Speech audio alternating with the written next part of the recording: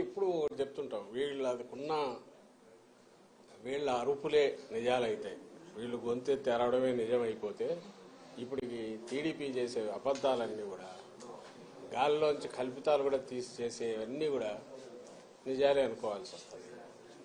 నిన్న అసలు జరిగినప్పటి నుంచే వాళ్ళు సర్దుకొని గుమ్మడికాయ దొంగ ముందు ఇంకా అప్పుడే భుజాలు తడుక్కోవడం, దొంగని అరుచుకుంటా పరిగెత్తుకుంటా పోయి తప్పించుకోవాలని చూడడం, క్లాసిక్ కేసులు ఏమైనా ఉండేవి వీళ్ళే చేసేది.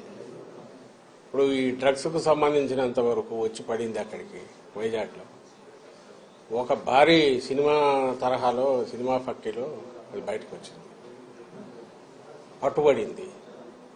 సిబిఐ సెంట్రల్ గవర్నమెంట్ చెందిన సిబిఐ దాన్ని పట్టుకుంది.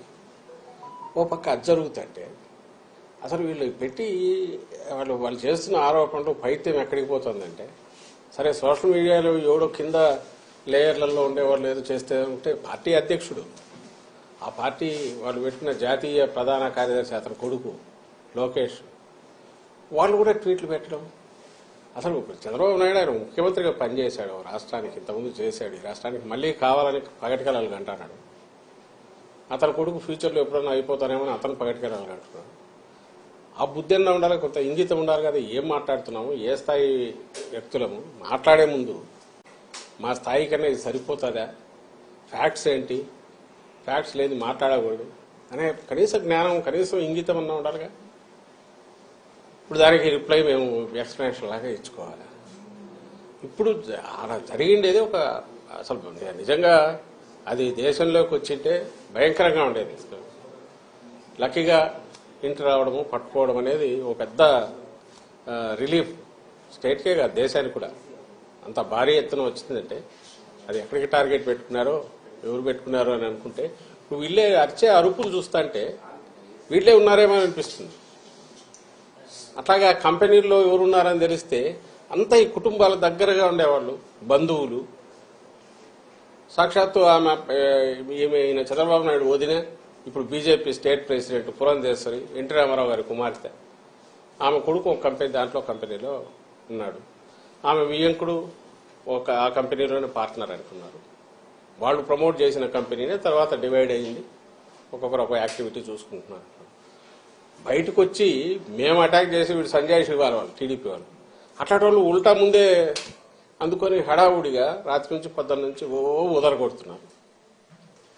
ఇప్పుడు ఇది కాదు, ప్రతి దాంట్లోనూ వాళ్ళు అలాగే చేస్తున్నారు. ఫస్ట్ నుంచి ఇప్పటి వరకు ఇది మళ్ళీ ఎన్నికలకు పోతున్న సమయంలో దీన్ని తీసుకొచ్చేసి మా మీద బండ వేస్తే మేము ఇది చేయాలి.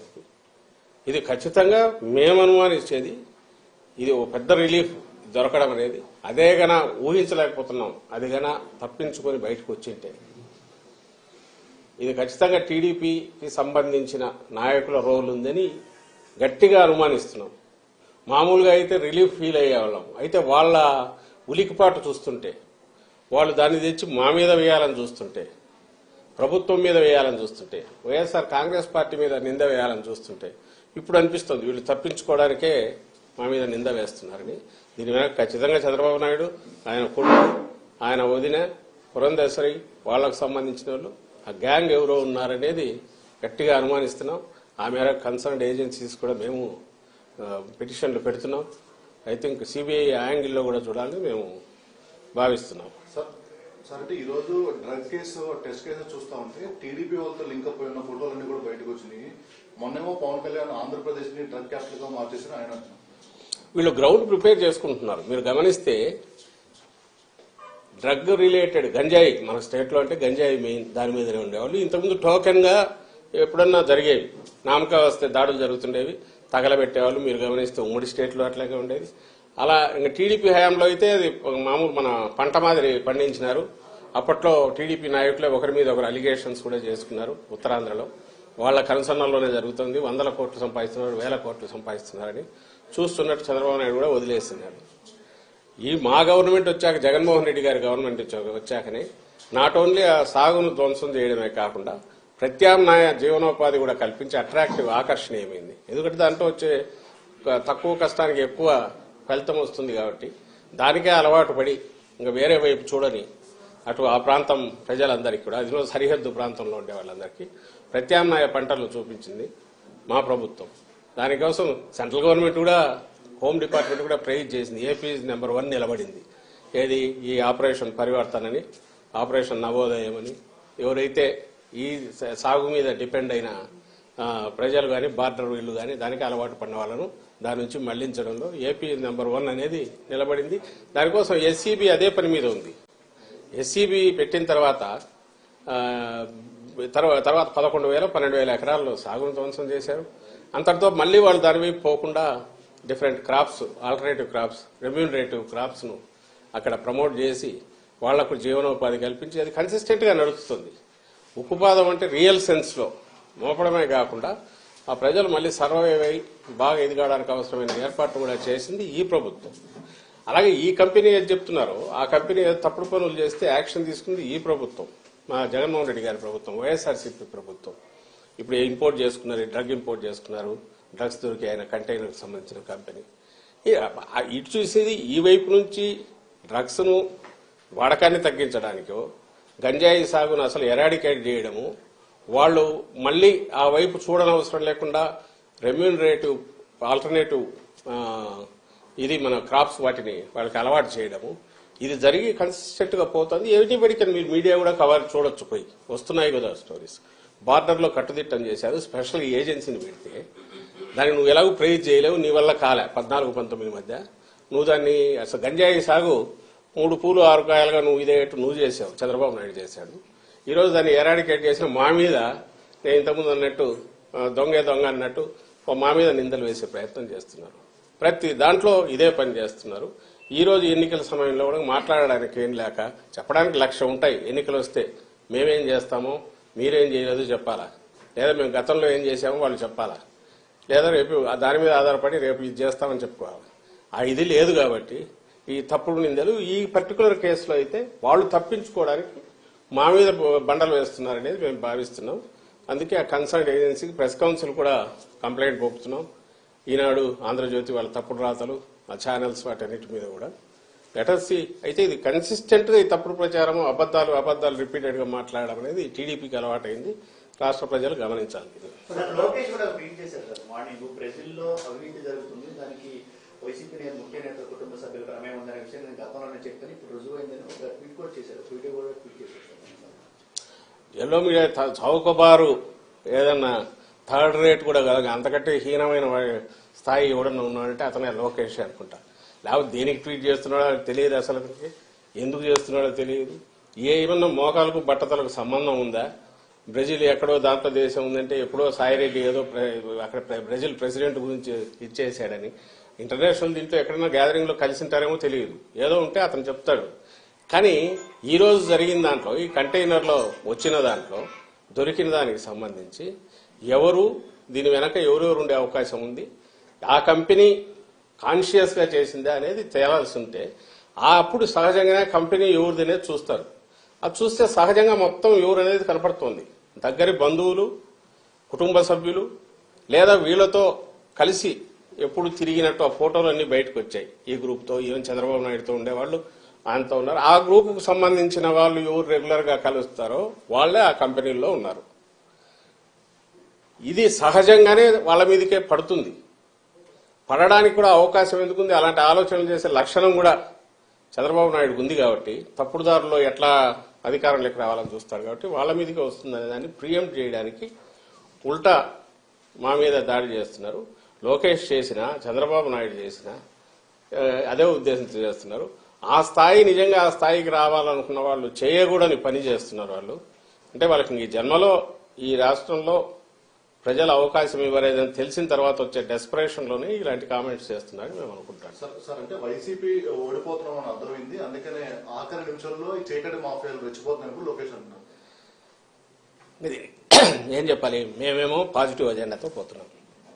జగన్మోహన్ రెడ్డి గారు ఇలాంటి పొద్దుబోని మాటలు కానీ, లేకుంటే ఉబుస్పోక మాటలు కానీ, లేకుంటే ఫ్యాక్ట్స్ చేతిలో లేకుండా నోటికొచ్చిన మాట కానీ ఎప్పుడన్నా చేశారా? రాష్ట్ర ప్రజలు ఇది చూస్తున్నారు, అది చూస్తున్నారు, మీ మీడియా కూడా చూస్తోందిగా, ఇది చూస్తున్నారు. ఒక పార్టీ అధ్యక్షుడిగా, ముఖ్యమంత్రిగా జగన్మోహన్ రెడ్డి గారు, ఇంతకుముందు ప్రతిపక్ష నేతగా అయినా సరే పార్టీ పెట్టినప్పటి నుంచి ఇలాంటి అడ్డగోలు కామెంట్స్ చేయడము, ఈవెన్ ఆయన ఏ పత్రిక అయితే పెట్టారో సాక్షి, దాంట్లో అడ్డగోలు ఊరక రాయడం ఊసిపోక ఆధారం లేకుండా ఎప్పుడన్నా జరిగిందా? ఆయన ఎప్పుడు కామెంట్ చేయట్లేదు, ఫ్యాక్ట్స్ ఉంటే దాని మీదే మాట్లాడుతున్నారు. ఇప్పటికీ అదే చేస్తున్నారు. వీళ్ళు ఎప్పుడూ కూడా తండ్రి కొడుకులు, వాళ్ళ టీం కింద ఎవడో కార్యకర్తలు కాదు, వీళ్ళే ముందుండి అబద్ధాలను వండడము, ట్విట్టర్ ప్లాట్ఫామ్ గానో ఇంకో దాంట్లోనో ఇంటర్నెట్లోనో రోజు ఊకదంపుడు, మరుసటి రోజు అది అబద్ధం అని వెళ్ళాక చేతులు దులుపుకొని దాన్ని పట్టించుకోకుండా వాళ్ళం. మీకు 100,000 కనపడతాయి. మొత్తం ప్రచారం కానీ, వాళ్ళ రాజకీయ వ్యవహారాలు కానీ, వాళ్ళ విధానాలు కానీ అన్నీ ఏంటంటే అబద్ధాలతో వండడం, దాన్నే 10 సార్లు 100 సార్లు చెప్పడం, అదే నిజమని వాళ్ళు నమ్మడం, అదే నిజమని ప్రజలు నమ్మించాలని చూడడం. గంజాయి అయినా, ఇసుక అయినా, ఇంకోటైనా వాళ్ళు ఏదన్నా ఈరోజు అంటున్నారంటే ప్రతిదీ కూడా వాళ్ళకు చెప్పుకోవడానికి ఏమీ లేక, మాకు చెప్పుకోవడానికేమో చాలా ఉన్నాయి. అందువల్ల పాజిటివ్ ఎజెండాతో మేము పోతున్నాం. మీరు ఈ మధ్య సిద్ధం సభలు చూసినా, రేపు జగన్మోహన్ రెడ్డి గారికి జరిగే సభలు చూసినా, మా నాయకుల ప్రచారం చూసినా మేము చేసినవి చెప్తున్నాం. మీరే గమనించండి, ఆలోచించండి. రాజకీయ పార్టీ మేము చేయాలనుకున్నవి, చేసిన పనులు చెప్పాలనా? ఒక థర్డ్ రేటు పల్ప్ బుక్లో వచ్చినట్టు ఫిక్షను దాన్ని పట్టుకొని అవి వాటికి సంబంధించినవో, ఏదో వ్యక్తిత్వ హననం చేసి వాటికి సంబంధించినవో, క్యారెక్టర్ అసాసినేషన్కు పాల్పడి ఇవన్నీ తెచ్చి మీడియా ద్వారా ఉండి ఇదే ప్రజలకు అవసరమైన రాజకీయమైనట్టు చేయడం, అది రియల్ రాజకీయమా? అది కాదని రిజెక్ట్ చేశారు. ఇప్పుడే 19లో రిజెక్ట్ చేశారు. ఈసారి కూడా వాళ్ళకు ఏమీ లేదు చెప్పడానికి. ఈవెన్ వాళ్ళు అనుకుంటున్న హామీలు రిపీటెడ్గా చెప్పడానికి కూడా భయపడుతున్నారు. ఎందుకంటే నువ్వు నిన్న ఏం చేసావని అడుగుతారు. 14-19 మధ్య చేయలేదు కదా, అబద్దాలు ఆడినావు, ఇచ్చిన అబద్ధపు హామీలు ఒక్కటి నిలబెట్టుకోలే కదా అనేది అడుగుతారు. అందుకోసం వాడి జోలు కూడా పోవట్లా. రేపు ఏదో చేస్తామని చెప్పాలంటే భయం, నిన్న ఏం చేసావని జనం అడుగుతారని. అందుకని రోజు ఏదో ఒకటి, రోజు నిన్న ఎక్కడో ఎలక్షన్ కమిషన్ పద్ధతులు వేస్తాను ఏదో పోయి ఇవ్వడం ఈ మధ్య మొదలైంది అనుకొచ్చేసి, దాని మీద ఇమ్మీడియట్ బ్యానర్ స్టోరీస్ రాయడం, ఏదో అయిపోయింది కొబ్బరాడు. ఏమీ కావట్లా. రాష్ట్రం నిక్షేపంగా ఉంది, బ్రహ్మాండంగా ఉంది. ఎన్నికలకు మళ్లీ పోతున్న దశలో పూర్తి పాజిటివ్ ఇది వేవ్ మాకు కనిపిస్తోంది. అందుకే మేము ఎక్కడ పోయినా ఆదరణ అట్లుంది. అది సహించలేక రేపు ఎన్నికల్లో 23 కంటే ఇంకా హీనం పోయి 0-0కు దగ్గరగా వచ్చే సింగిల్ డిజిట్కో లేదా 0కో కన్ఫైన్ అయి పరిమితమయ్యే పరిస్థితిలో నేపథ్యంలో దాన్ని ఎక్స్ప్లెయిన్ చేయడానికి అవసరమైన గ్రౌండ్ ఇప్పుడు ప్రిపేర్ చేసుకుంటోంది తెలుగుదేశం పార్టీ కానీ, ఆ పార్టీ అధ్యక్షుడు కానీ, ఆ పార్టీ జాతీయ ప్రధాన కార్యదర్శి ఆయన కుమారుడు లోకేష్ కానీ, లేదా ఆయన వెనక వాళ్ళ దత్తపుత్రుడు పవన్ కళ్యాణ్ కానీ. రేపు పోయిన తర్వాత ఈరోజు వాళ్ళు ఏమేమి వీటేమంటారు అడ్డగోలు వ్యాఖ్యలు చేశారు, ఇవన్నీ మేము ఆ రోజు చెప్పాం. వీటన్నిటి వల్ల ఈ వైఎస్ఆర్ కాంగ్రెస్ పార్టీ ఈ విజయం వచ్చింది, ఇది ప్రజలు ఇచ్చింది కాదని చెప్పడానికి గ్రౌండ్ ఈ రోజు నుంచి ప్రిపేర్ చేసుకుంటున్నారు. రెండవది వాళ్ళకి చెప్పడానికి ఏం లేదు కాబట్టి నోటుకు వచ్చినట్టు కారు కూతలు పోస్తున్నారు. ఎన్నికల కమిషన్ కి సిబిఐకి మీరు ఫిర్యాదు చేయబోతున్నారు. దీన్ని ఎలక్షన్ ఎజెండాగా మార్చుకుని ప్రచారం చేస్తున్న మీరు అన్నారు. మీ ఫోటోలతోటి పెట్టి ట్వీట్లు చేస్తున్నారు కాబట్టి ఈసీఐకి అలాగే సిబిఐకి ఈ కేసులో అన్ని కన్సర్న్ ఏజెన్సీస్ అన్నిటికీ ఎన్నికల వాతావరణం వచ్చింది కాబట్టి సహజంగా ఎలక్షన్ కమిషన్ ఆధీనం లేక అన్ని వెళ్ళాయి కాబట్టి వాళ్లకు, ప్రెస్ కౌన్సిల్కు, ఇంకా ఇంక్లూడింగ్ సిబిఐకి, ఇంకా కన్సర్న్ ఏజెన్సీ అంటే అన్నిటి కూడా రిప్రజెంటేషన్స్ మా పిటిషన్లు వెళ్తాయి. ముందు ఈ తలనొప్పి ఏదో అది తేలాలి. అది ఖచ్చితంగా నీడియా సస్పిషన్ కాదు, బలమైన ఇదే ఆధారాలతో చంద్రబాబు నాయుడు కుటుంబము లేదా ఆయన వదినకు సంబంధించిన కుటుంబము వాళ్లకు, లేదా టీడీపీ యాక్షన్ ప్లాన్ ఈ ఎన్నికల్లో ఎట్నోట్ల అడ్డదారులు ఇది చేయాలనుకున్న దాంట్లో దీని రోల్ కూడా ఉండే అవకాశం ఉంది కాబట్టి ఈ కంటైనర్లో ఉన్న డ్రగ్స్ కూడా దాని పర్పస్ కోసం వచ్చింది ఆయన గట్టిగా అనుమానిస్తున్నాం కాబట్టి ఆ దిశగా ఇన్వెస్టిగేషన్ జరగాలి. ఎలక్షన్ కమిషన్ కూడా కాగ్నిజెన్స్ లేక తీసుకోవాలని కోరుతాం. అట్ ది సేమ్ టైం దాని పని అది జరుగుతుండగా మా పాజిటివ్ అజెండాతో మేమైతే ముందుకు వెళ్తాం. వాళ్ళ మాది రోజు ఇట్లాంటి ఆ రోజు కొట్టేసి అయిపోయింది, మరుసటి రోజు ఒకటి ఎట్లా ఎన్నికల వరకు ఇట్లే లాక్కుపోయి అడ్డదారుల్లోనో బయటపడాలని లేక మాది మేము చెప్పుకోవడానికి కానీ ప్రజలను కన్ఫ్యూజ్ చేసే చెప్పుకోవడానికి అవకాశం లేకుండా, టైం లేదు, దానికి స్పేస్ లేకుండా ప్రజలను కన్ఫ్యూజ్ చేసి ఆ దీంట్లో తమ పబ్బం గడుపుకోవాలని చూసేవారి ఆటలు సాగనివ్వమని ఖచ్చితంగా చెప్తున్నాం. భారీ స్థాయిలో గంజాయి తగలబెట్టారు. సాయంత్రం బదిలీ చేసిన దాఖలాలు ఉన్నాయి. అయితే ఇప్పుడు ఇంటర్పోల్ కి సంబంధించినటువంటి సమాచారంతో సిబిఐ రమణ దిగిన తర్వాత లోకల్ పోలీస్ ఇంటర్ఫీరెన్స్ అంటూ విమర్శలు కూడా వస్తాయి. దానిపై సిపి కూడా వివరించినటువంటి సిచ్యువేషన్. దాని మీద ఇప్పుడు సిపి ఎక్స్ప్లెయిన్ చేసినట్టున్నాడు కదా. వాళ్ళు రమ్మన్న డాగ్స్ వాడు అన్నారు, పోయిన తర్వాత అవసరం లేదన్నారు. అది అవసరం లేదన్నారు కాబట్టి మేము వెనక్కి వచ్చామన్నారు. కానీ ఖచ్చితంగా ఒక సెంట్రల్ ఏజెన్సీ వచ్చిన తర్వాత లోకల్ పోలీస్కి ఇన్ఫర్మేషన్ ఏదో ఒకటి ఇచ్చింటే వాళ్ళ రెండు ఏజెన్సీల మధ్య జరిగే ఇంటరాక్షన్ అవుతుంది. కానీ మీరు గమనిస్తే ఈరోజు ఈనాడు పేపర్లో రాశారు, అసలు తలాతోక ఉంది దానికి. ఆయన రామోజీరావుకు ఎప్పుడైతే మార్గదర్శి మొత్తం ప్రజల సొమ్ముతో అక్రమంగా పెట్టి నడుపుకొని ఆ రాజ్యం అవినీతి రాజ్యము, లేదా ప్రజల సొమ్ముతో ఆయన దందా చేస్తున్నది మార్గదర్శి అని బయటపెట్టి కేసు ఇదైనా వచ్చి ఇంకా మనిషి గంగవెర్రులు ఎత్తిపోయి ఏం రాస్తున్నారో తెలియకుండా అసలు చంద్రబాబు స్కామ్లు కూడా బహుశా మేము జగన్మోహన్ రెడ్డి గారు వైఎస్ఆర్సీపీ అయినా అంటాడేమో, ఆయన స్కిల్ దాంట్లో ఇంకోటైనా, లేదా అసలు చంద్రబాబు అనే క్యారెక్టర్ వెనక కూడా మేము ఉన్నా అంటాడేమో తెలియదు. అసలు ఏమన్నా అర్థం ఉంది? అక్కడ వైజాగ్ దాంట్లో పడితే ఇమ్మీడియట్ వైసీపీ నేతలు పోయి దాన్ని అడ్డుకోవాలని చూస్తారు. ఎవరు మరి పేరు రాయొచ్చుగా, ఆధారం లేకుండా ఎట్లా నోటికి వచ్చినట్టు రాస్తాడు దాంట్లో.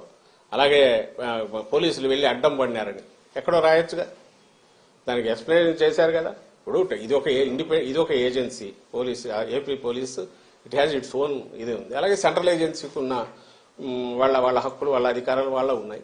సహజంగా లోకల్ దానికి ఇన్ఫార్మ్ చేసి ఉండొచ్చు, లేదా డాగ్ స్క్వాడ్కి సంబంధించి రమ్మన్నారన్నట్టు అది అట్లయినా జరిగి ఉండొచ్చు. బట్ ఏదైనా సరే పోలీస్ డిపార్ట్మెంట్ వాళ్ళ వర్షన్ ఏదో వాళ్ళు ఇచ్చుకుంటారు. బట్ న్యూస్ పేపర్గా అయినా రాసేటప్పుడు ఈరోజు వాళ్ళు చంద్రబాబు నాయుడు, సాక్షాత్ చంద్రబాబు నాయుడు అన్నట్టు 19 వరకు ఒక 5 ఏళ్ళు ముఖ్యమంత్రి, అంతకుముందు ముఖ్యమంత్రిగా ఉన్న వ్యక్తి అంత క్యాజువల్ కామెంట్ చేస్తాడా? దాంట్లో ట్వీట్లో విడిపోయి అడ్డం పడినారు, అలాగే ఎవరో పోయి ప్రెజర్ తీసుకొచ్చారని చేయగలరా? ఎవరైనా చేస్తారా? సిస్టమ్ మీద గౌరవం లేని వ్యక్తి అతను. తన అపోజిషన్లో ఉంటే ఎంటైర్ లోకం అంతా చండాలంగా ఉంది, తన రూలింగ్లో ఉంటే తను మాత్రం అప్పుడు బాగుంటాడు, తను ఎత్తిపోయే టైం కింద వాళ్ళ మీద నిందలేస్తాడు. ఇతని మాదిరి పంచాయతీలు చేసే లక్షణం జగన్మోహన్ రెడ్డి గారికి లేదు. మీరు గమనించారు, ఇక్కడ స్టేట్లో ఆఫీసర్ల మీద దౌర్జన్యాలు జరిగినా, గొడవలు జరిగినా తను పిలిచి పంచాయతీలు చేసిన ఏమంటారు మన ఒక చాలా లోకల్ స్థాయి, వీధి స్థాయి, కౌన్సిలర్ స్థాయి మనస్తత్వం కలిగిన వ్యక్తి చంద్రబాబు నాయుడు. అదే ఇది అందరికీ ఉందన్నట్టు చూపాలని చూస్తాడు. జగన్మోహన్ రెడ్డి గారు ఎప్పుడు అట్లా చేయలే. ఈవెన్ గవర్నమెంట్లో ఉన్నప్పుడు కూడా స్టేట్ ఏజెన్సీలు కానీ సెంట్రల్ వాటికి సంబంధించి అయితే తను డైరెక్ట్ కానీ ఎవరి పని వాళ్ళది ఉంటుంది, వాళ్ళు చేసుకోవాలని గౌరవించే వ్యక్తి. ఇక్కడ కూడా అలాగే జరిగింది. ఒకవేళ నిజంగా ఎవరన్నా చేశారని వీళ్ళు అంటే దానికి ఆధారాలన్నా చూపాలి. ఇదిగో ఈ కారణం వల్ల ఎట్లన్నా, ఈ కారణాల వల్ల ఎట్లన్నా అంటే ఆ డిపార్ట్మెంట్ ఎక్స్ప్లెనేషన్ ఇస్తుంది. ఆ డిపార్ట్మెంట్ దానికి సంబంధించి వాళ్ళ వర్షం చెప్పుకుంటుంది. అంతేగాని నోరు ఉంది కదా, లేదా పేపర్ ఉంది కదా, లేదా నన్ను జగన్మోహన్ రెడ్డి గారు చేసినట్టు ప్రభుత్వం కదా సిఐడి కేసు పెడితే రామోజీరావు ఫీల్ అయిన ఆయన కొత్త రాసి నాకు సర్క్యులేషన్ ఉంది కాబట్టి జనంలోకి అది వేసేస్తే అబద్ధం కథ. అది చదివి జనం అందరు నవ్వుతారంటే ఆ కాలాలు మారిపోయినాయి. ఇప్పుడు కాదు, ఎవరికి వాళ్ళకి తలకాయ ఉంది, జనం కూడా ఆలోచిస్తారు అనే ఇంగితం రామోజీరావు కానీ, లేదా రాధాకృష్ణ గారి, లేకపోతే చంద్రబాబు నాయుడు గారి వాళ్ళందరికీ ఉండాలని కోరుకుంటున్నాను.